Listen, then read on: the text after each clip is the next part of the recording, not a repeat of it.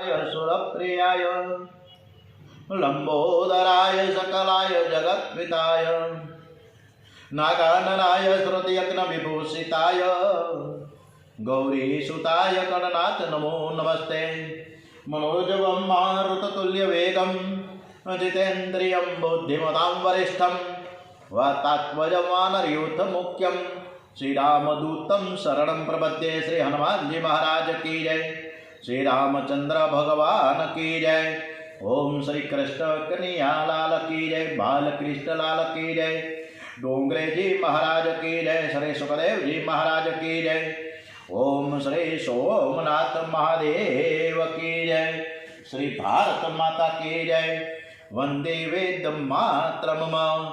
ओम डोंगरेजी महाराजना चरणों में वंदन साथे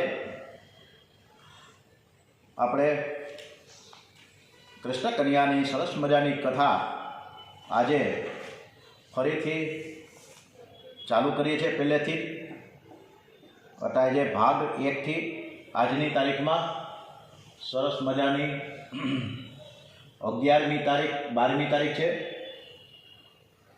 અને બુધવાર આજના પરમ પવિત્ર દિવસે દ્વારિકાધીશને સ્મરણ કરતા કરતા આપણે મંગલાચરણ તરફ આગળ વધીએ। करारविन्देन पदारविन्दं मुखारविन्दे विनिवेशयन्तं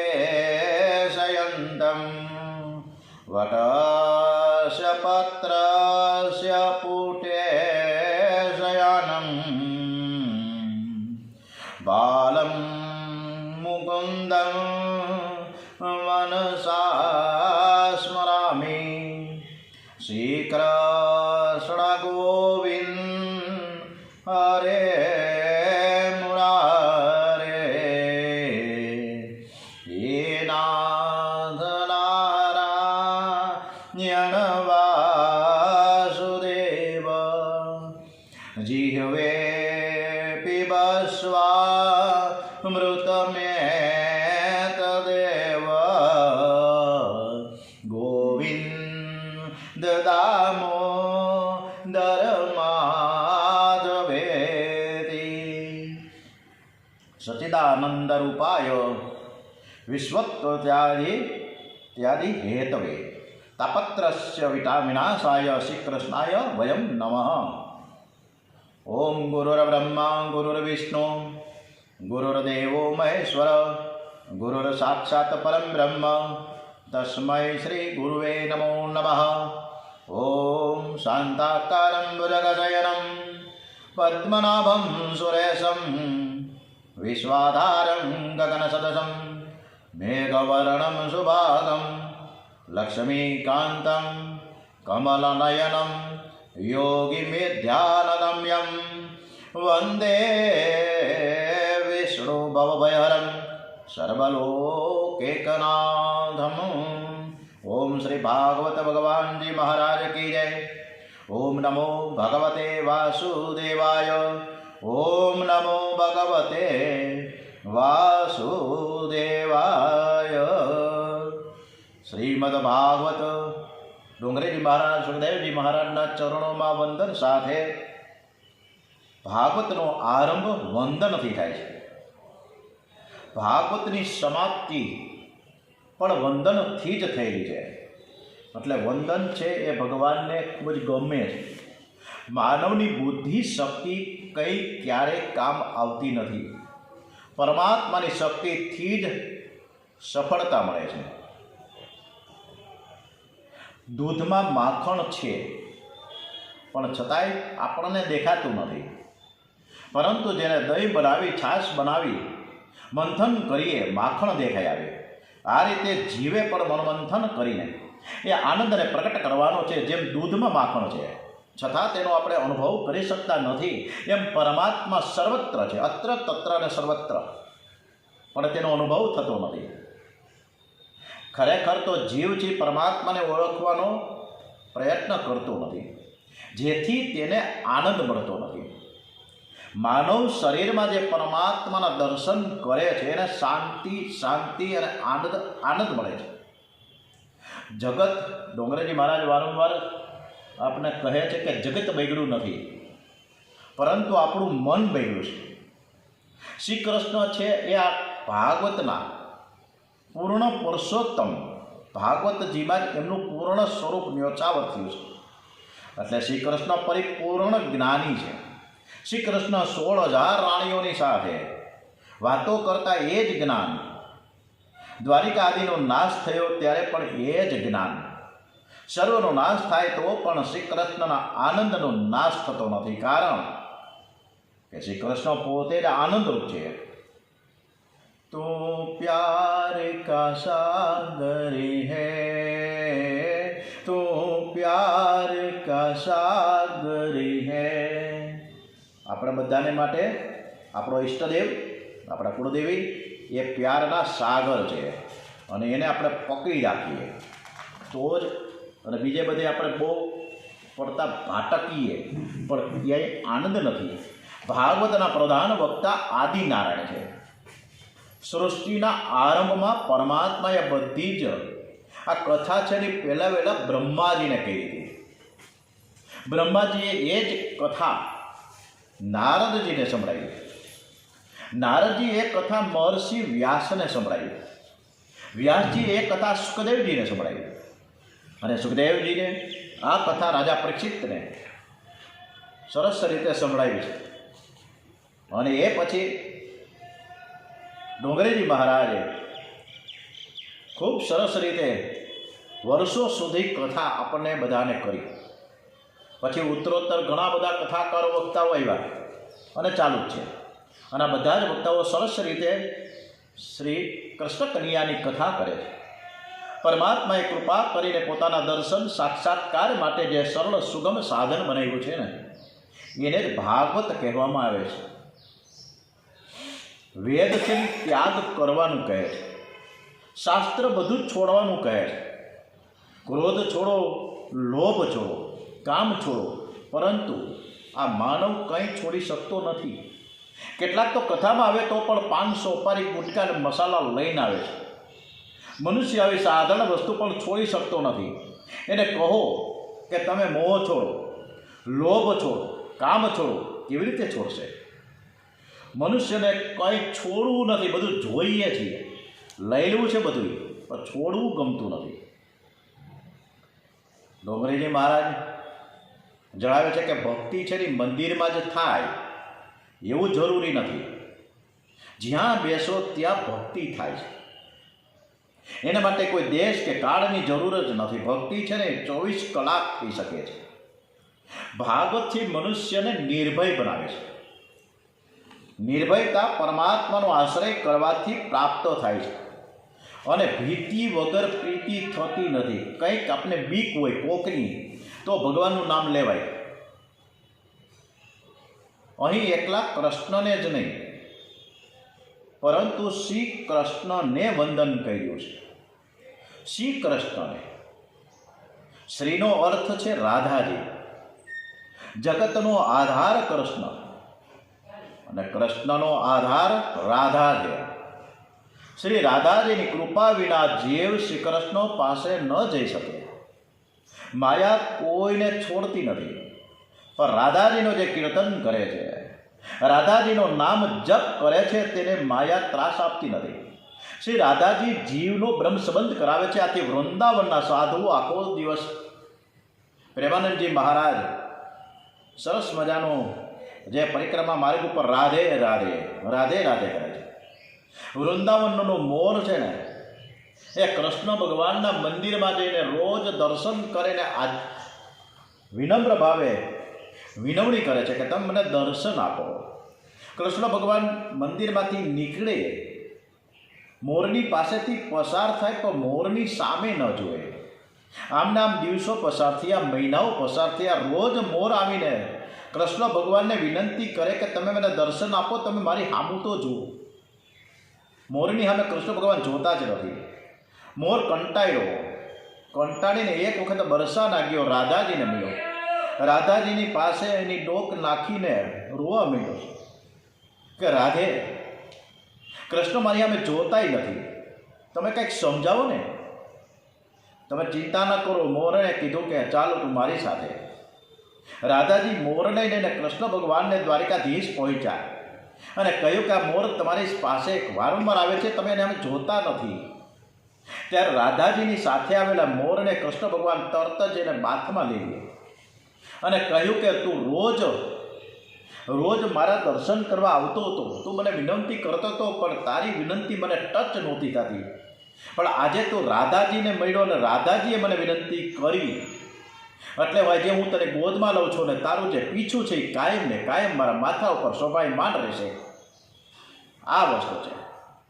એટલે રાધાજી, રાધે કૃષ્ણ, રાધે કૃષ્ણ.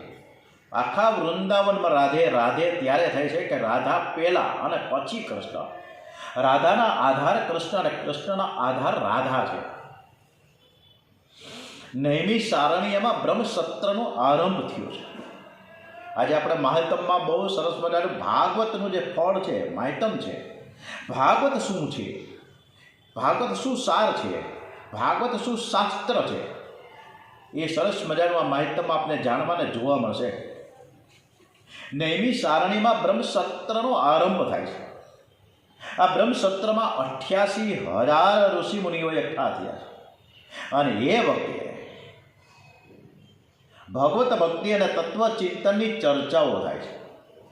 ત્યારે તેમની વચ્ચે સત્સંગ થયો છે. નૈમિષ સારણીમાં બ્રહ્મસત્રનો આરંભ થયો ત્યારે વ્યાખ્યાતા શુદ્ધજીએ શૌનકાદિક મુનિઓને કહ્યું છે. વ્યાસ પીઠ ઉપર શુદ્ધજી હતા અને શૌનકાદિક મુનિઓ શ્રોતાજનો હતા. શુદ્ધજીએ વંદન કરીને પ્રારંભ કથાનો કર્યો છે અને એ સમયે શૌનકજી શુદ્ધજીને કહે છે કે અમારે કથા નથી સાંભળવી, પણ કથાનો તમે અમને સાર સંભળાવો. અમને તો એવી તમે કથા સંભળાવો કે અમારી શ્રી કૃષ્ણ પ્રત્યેની ભક્તિ છે ને એ દ્રઢ થાય અને એમની શ્રી કૃષ્ણની અમને પ્રાપ્તિ થઈ જાય. શુદ્ધજી કહે છે કે કલયુગના જીવોને કાળરૂપી સર્પોના મુખમાંથી છોડાવવા માટે જ શ્રી સુખદેવજીએ ભાગવત શાસ્ત્ર કહ્યું છે. પૂર્વજન્મનું પુણ્ય હોય તો જ આ ભાગવત શ્રવણનો લાભ મળે છે. એટલે જે શ્રોતાજનો ભાગવત સાંભળે છે એ મહાન ભાગ્યશાળી છે કે આપણે ઘેર બેઠા સરસ મજાની એવી તક મળી. એ સવારના પોરમાં ભાગવતની કથા દેવોને પણ દુર્લભ છે. ભાગવતના શ્રવણથી પરીક્ષિતનો 7 જ દિવસની અંદર મોક્ષ થયો. આ જોઈને બ્રહ્માજીને અને બધા તે દેવતાઓને આશ્ચર્ય થયું છે. એમણે સત્યલોકમાં કાંટો બાંધ્યો, ત્રાજવું મગાવ્યું. બ્રહ્માજીએ મોટું બધું પલ્લું, બધા જ સાધનો, બધા જ શાસ્ત્રો એક પલ્લામાં મૂક્યા. એક બાજુ ભાગવતજી શાસ્ત્ર મૂક્યું. ત્યારે એ વખતે બીજા બધા જ સર્વ સાધનો શાસ્ત્રો હલકા થયા. જ્યારે ભાગવત પ્રમાણમાં ભારે થયું. કથા સાંભળીને પરીક્ષિતને લેવા માટે વિમાન આવ્યું હતું. પરીક્ષિત વિમાનમાં બેસીને પરમાત્માના અમરધામમાં પહોંચ્યા હતા. આ ભાગવત છે કે જેને 7 દિવસની કથા મન દઈને, ચિત્ત લગાવીને, શ્રદ્ધા સાથે, વિશ્વાસ સાથે કથા સાંભળી ત્યારે એને મોક્ષ પ્રાપ્તિ થઈ છે. એક દિવસ ફરતા ફરતા દેવર્ષિ નારદ બદ્રિકાશ્રમ વિશાળાપુરીમાં આવ્યા છે. ત્યાં સનત કુમારોનું અને નારદજીનું મિલન થાય છે. નારદજીનું મુખમંડળ ઉદાસ જોઈ તે ઉદાસીનતાનું કારણ પૂછે છે. નારદજી કહે છે કે હું તો આનંદમાં છું, મને કોઈ જાતનું દુઃખ નથી, પણ મારો દેશ, આજે મારો ભારત દેશ આજે દુઃખી છે, એથી મને દુઃખ થાય છે.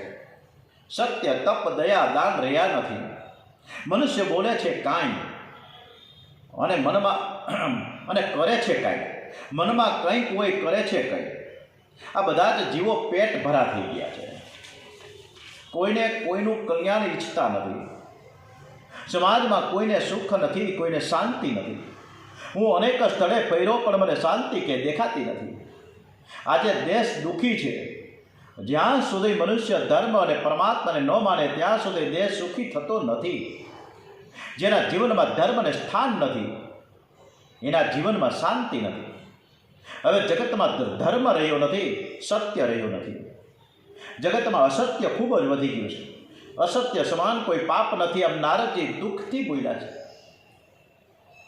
જગતમાં ક્યાંય મને નીતિ દેખાતી નથી. મનુષ્યને ફક્ત કુટુંબ સુખ જ દેખાય છે. એ વિચાર કરે છે કે આ પૈસાથી હું કુટુંબને સુખી કરીશ.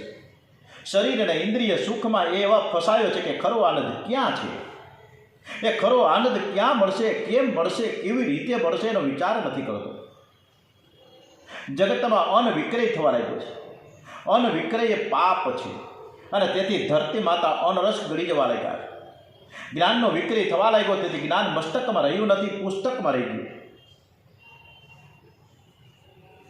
સ્ત્રીઓમાં સ્વેચ્છાચાર ઘણો વધ્યો છે. સ્વેચ્છાચારથી દુરાચાર થાય છે, સદાચાર રહ્યો નથી.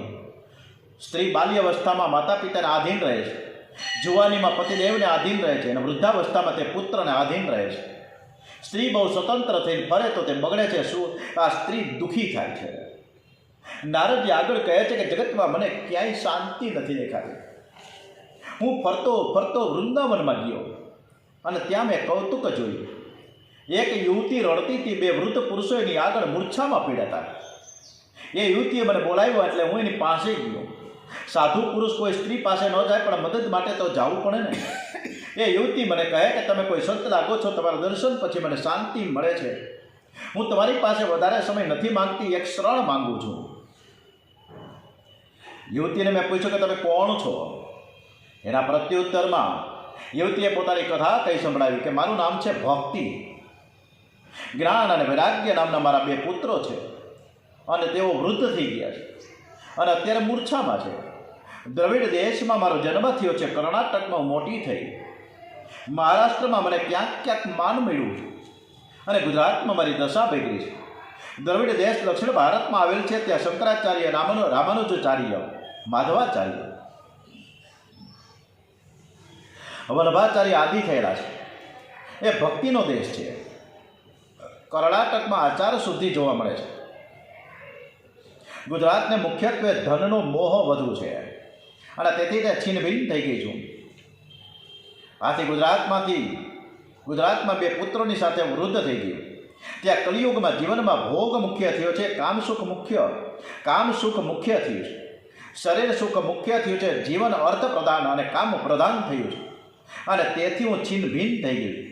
મારા જીવનની આ કરુણ કથા છે. માનવીના જીવનમાં કામ સુખ અને પૈસો મુખ્ય થયો, તેથી ભક્તિ છીનભીન છે.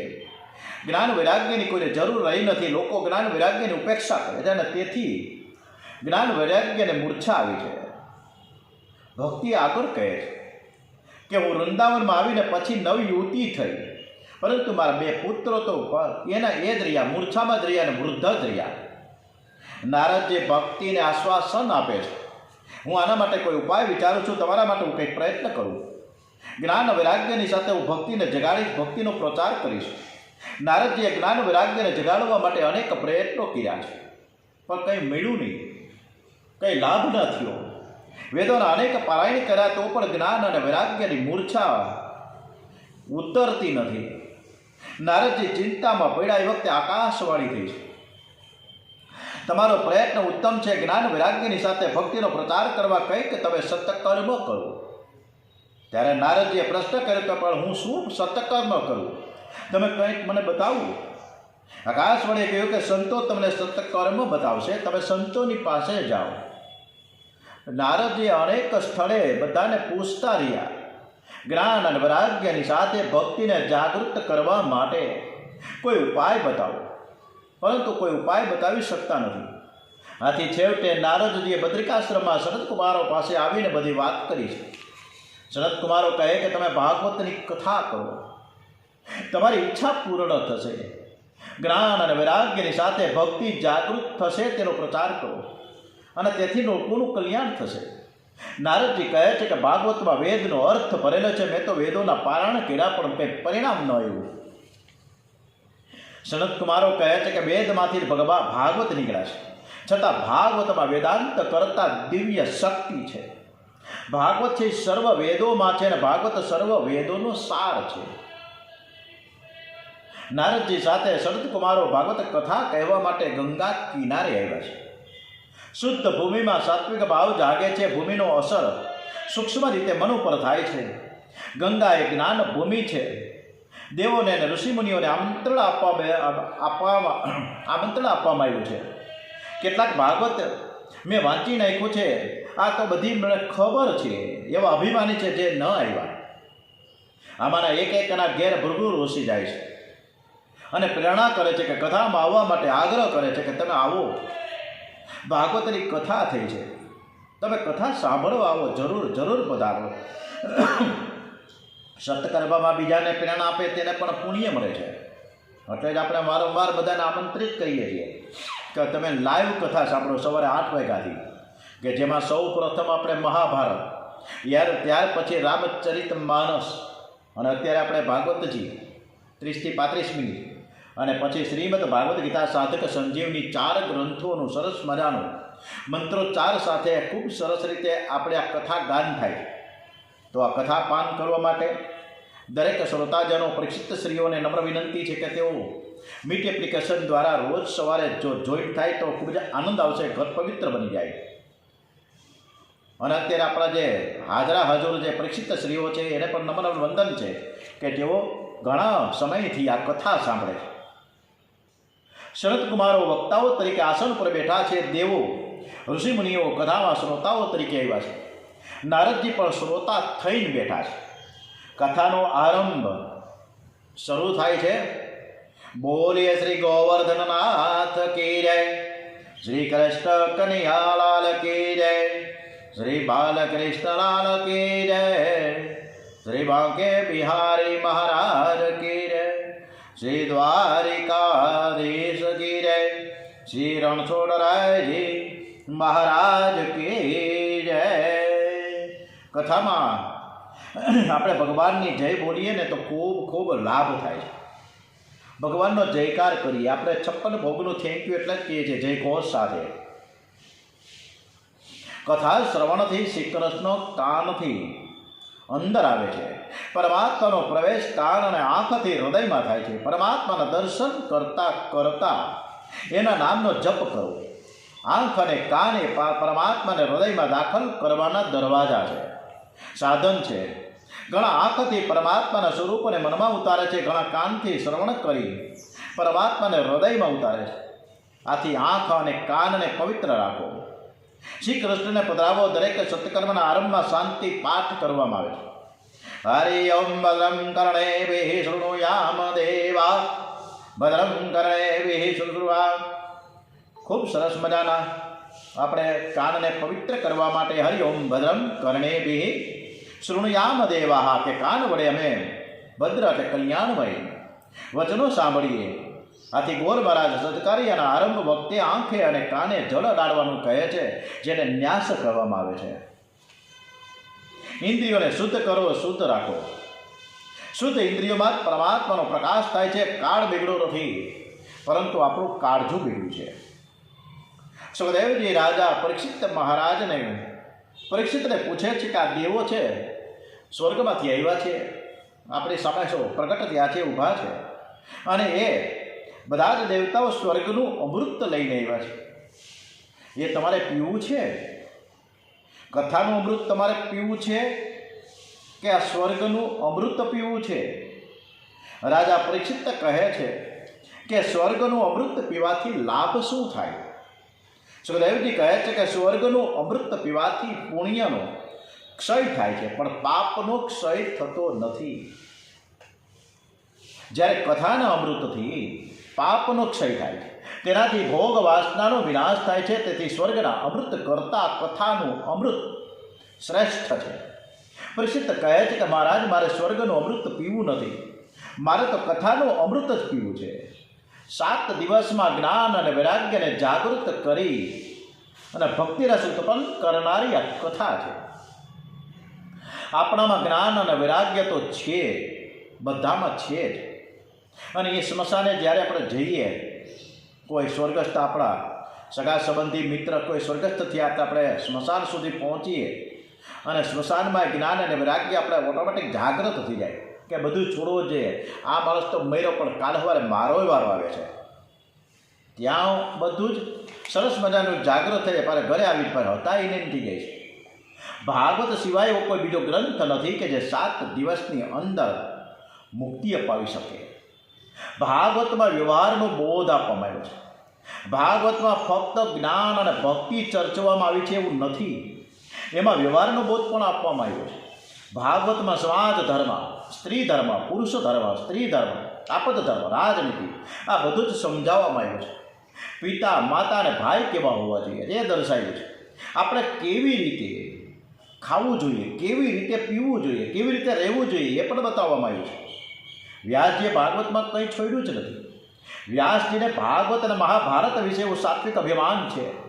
મારા ગ્રંથોમાં નથી, એ સંસારના બીજા કોઈ ગ્રંથમાં નથી. હવે મારે કંઈ બોલવું નથી, કંઈ લખવું નથી. પરમાત્માએ મને જે કંઈ આપ્યું છે તે સમાજ સેવામાં મારે અર્પણ કરવું છે. ભાગવત એ માખણ છે, અને જ્યારે બીજા શાસ્ત્રો છે ને એ દૂધ અને દહીં જેવા છે. જે શક્તિ ભાગવતનું કેટલું બધું માહિતમ બતાવવામાં આવ્યું છે. ડોંગરેજી મહારાજ, સુખદેવજી મહારાજ આપણે કહ્યું કે જે શક્તિ પરમાત્મા છે એ જ શક્તિ ભાગવતમાં છે. ભાગવત એ પરમાત્માની શબ્દમય મૂર્તિ છે. ભાગવત નારાયણનું દિવ્ય સ્વરૂપ છે. ભાગવત એ પરમાત્માનું નામ સ્વરૂપ છે. મનમાં અનેક જન્મના મેલ ભર્યા છે. મનને શુદ્ધ કરવા નામ સેવાની જરૂર છે. મન શુદ્ધ કરે છે ભાગવત. કળિયુગમાં નામ સેવા મુખ્ય છે. નામ એ જ બ્રહ્મ છે, નામ એ જ પરમાત્મા છે, નામ એ જ પરમાત્મા.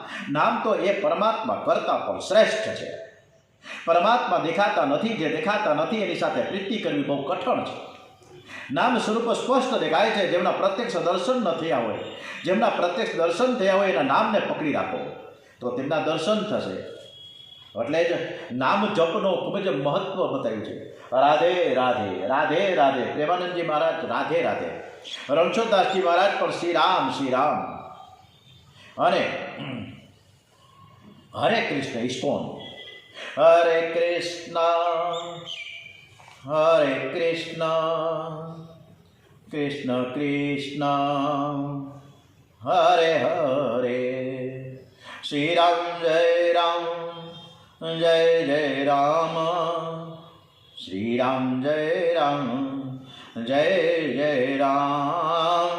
નમઃ શિવાય, નમઃ શિવાય, નમઃ શિવાય, નમઃ શિવાય.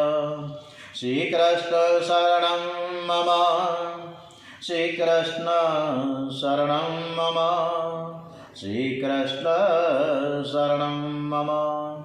ઓમ નમો ભગવતે વાસુદેવાય, ઓમ નમો ભગવતે વાસુદેવાય. આમ ભાગવતમાં જણાવવામાં આવે છે કે નામ જપ બહુ જ શ્રેષ્ઠ છે. ભાગવત પરમાત્માની સાથે પ્રેમ કરવાનું કહે છે.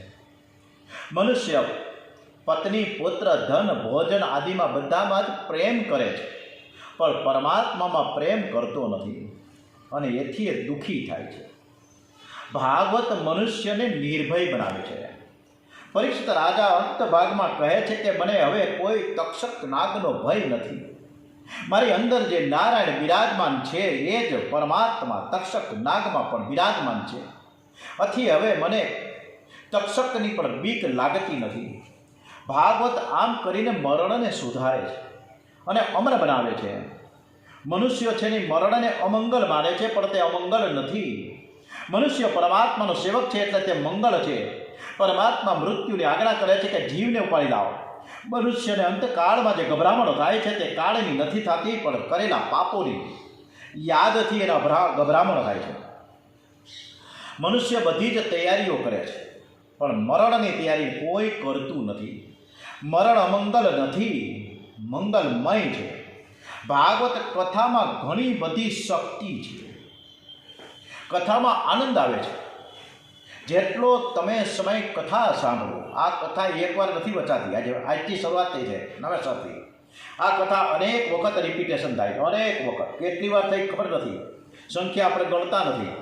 પણ ભગવાનને સમર્પિત કરીએ કે આ જે કથા છે કે શ્રી કૃષ્ણ પરમાત્મા ખૂબ જ સ્મિત હાસ્ય સાથે આપણી કથા સાંભળે છે અને આપણે આ ભગવાનને કથા સંભળાવીએ છીએ.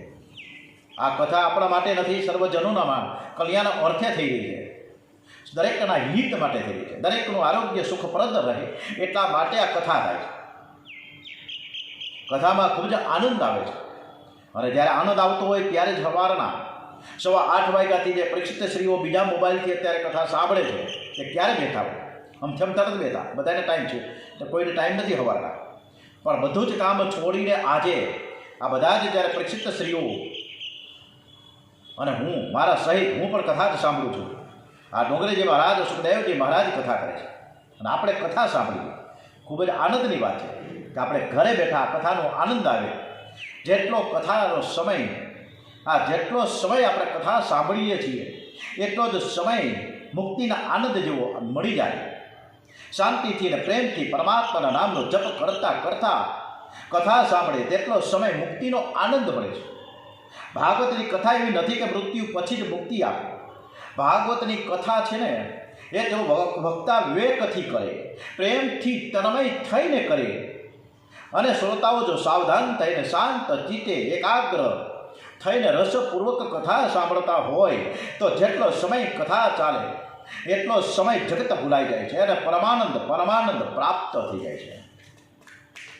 જે પૂજામાં આપણું મન નથી લાગતું, ઘણી વખત મોટા ભાગે કણાનું નથી લાગતું, માળા કરતા હોય ને મન ક્યાંક ફરતું હોય, પણ આ કથાની આ જે કથા ગાન કરવામાં આવે, આ કથા સાંભળવામાં આવે, આ કથાનું જ્યારે રસપાન થતું હોય ત્યારે આપણે બધું જ ભૂલી જઈએ છીએ એકદમ તન્મયતાથી. સંસારની મોહ માયા છોડવી બહુ જ કઠણ છે. પૂર્વ જન્મનું શરીર ગયું પણ મન ગયું નહીં. મનુષ્ય શરીરની ને કપડાની કાળજી બહુ રાખે, પણ મર્યા પછી જે સાથે આવનાર છે તે મનની કાળજી રાખી શકતો નથી. મર્યા પછી જે સાથે આવવાનું છે એની કાળજી રાખવી જોઈએ. ભાગવતમાં શંકાને કોઈ સ્થાન જ નથી. સુખદેવજી મહારાજ કથાની સમાપ્તિમાં પરીક્ષિત રાજાને કહે છે કે સમય હવે થોડો છે. 12મા સ્કંદમાં સુખદેવજી કહે છે કે હજી હે પરીક્ષિત, તારા મનમાં કંઈ શંકા હોય તો તું હજી પૂછી લે, હું તને હજી સમજાવું. હું અહીં છું અને જ્યાં સુધી છું ત્યાં સુધી તક્ષકના નહીં આવી શકે, છતાં તે આવે તો કદાચ મારી નજર પડે તો એનું ઝેર છે ને અમૃત બની જાય. મેં બ્રહ્મદ્રષ્ટિ સ્થિર કરી છે. સુખદેવજી મહારાજે એવું નથી કીધું કે તક્ષકનાગ આવે અને બળીને ભસ્મ થઈ જાય મારી નજર પડે તો, એવું નથી કીધું. સુખદેવજી મહારાજે એવું કીધું કે એમનું ઝેર પણ અમૃત થઈ જાય. ભાગવતે પરમહંસ સંહિતા છે. હંસોની ખાસિયત એ છે કે એની સામે દૂધ મૂકશો તો દૂધ પી જશે અને પાણી રહેવા દેશે. આથી જ્ઞાની પરમહંસ અને ભાગવત પરમહંસ આ બે પ્રકારના પરમહંસ હોય છે. જ્ઞાની પરમહંસનો આદર્શ ઋષભદેવજીએ પોતાનો ત્યાગ ભાવનાથી પૂરો પાડ્યો છે, જ્યારે ભાગવત પરમહંસનો આદર્શ ભરતજીએ પોતાના જીવનથી આપ્યો છે. ભાગવત એ જ્ઞાન યજ્ઞ છે. ભાગવત અને એ જ્ઞાન યજ્ઞ થઈ રહ્યો છે આગામી મે મહિનાના પુરુષોત્તમ મહિનામાં વૃંદાવનમાં, વ્રજભૂમિમાં, એ પ્રેમ ભૂમિમાં, એ દ્વારિકાધીશ રે નમન વંદન સાથે ત્યાં 22મી મે પુરુષોત્તમ મહિનો ઉનાળાના વેકેશનમાં અને આજની તારીખમાં આ જ્ઞાન યજ્ઞમાં ભાગ લેવા માટે, લાભ લેવા માટે, કથા શ્રવણ કરવા માટે, કથાનો આનંદ લેવા માટે જુદા જુદા સાંસ્કૃતિક કાર્યક્રમો સાથે એકદમ પરફેક્ટ આયોજન સાથે અત્યારે 130થી વધુ પરીક્ષિત શ્રીઓએ પોતાના નામ નોંધાવ્યા છે. તો ક્યારે આટલી બધી કથાઓ થાય છે, પણ છતાંય પણ કથામાં એટલો જ આનંદ મળે છે. આજે પણ આટલી બધી કથાઓ આપણે વાંચ્યા પછી પણ આપણને નવું જ જાણવા મળે. જ્યારે વાંચીએ ત્યારે નવું જ જોવાને સાંભળવા મળે. ભાગવત એ જ્ઞાન યજ્ઞ છે. ભાગવત અનુપમ ઔષધિ છે. ઔષધિ ઉત્તમ હોય પણ એની સાથે જો પરેજી ન લેવામાં આવે તો ઔષધિનો ગુણ કેવી રીતે ખબર પડે, કેવી રીતે દેખાય. એવી જ રીતે આપણે ભાગવતની કથા શ્રવણ કરીએ પણ કથાના નિયમો ન પાડીએ તો પૂરી સફળતા મળતી નથી. તો આજે સરસ મજાનું કથાનું માહિતમમાં આવતીકાલથી હવે શરૂ થશે. વ્યાસજીએ ભાગવતની રચના કેવી રીતે કરી, વ્યાસજીએ ભાગવતની રચના કેવી રીતે કરી એ સરસ મજાનો કથા તરફ આપણે આવતીકાલે ખૂબ સરસ મજાની સવારથી એ જોઈન્ટ થશું. જે પરીક્ષિત ઋષિઓ યુટ્યુબ દ્વારા સાંભળશે એમને પોતાને મન થાય કે મારે લાઈવ કથા સાંભળવી છે સવારના 8 વાગ્યાથી, તો મીટ એપ્લિકેશન ડાઉનલોડ કરે અને અમારી સાથે જોઈન્ટ થાય. અમને આનંદ આવશે. ઓમ શ્રી કૃષ્ણ કનૈયા લાલ કી જય, શ્રી બાલકૃષ્ણ લાલ કી જય, ડોંગરેજી મહારાજ કી જય. ઓમ શ્રી ભારત માતા કી જય, શ્રી સત્ય સનાતન હિન્દુ ધર્મ કી જય. વંદે વેદ માતરમમાં શ્રી ભાગવત ભગવાનજી મહારાજ કી જય. ઓમ નમો ભગવતે વાસુદેવાય. ઓમ નમઃ પાર્વતી પતય. હર હર હર હર હર મહાદેવ હર.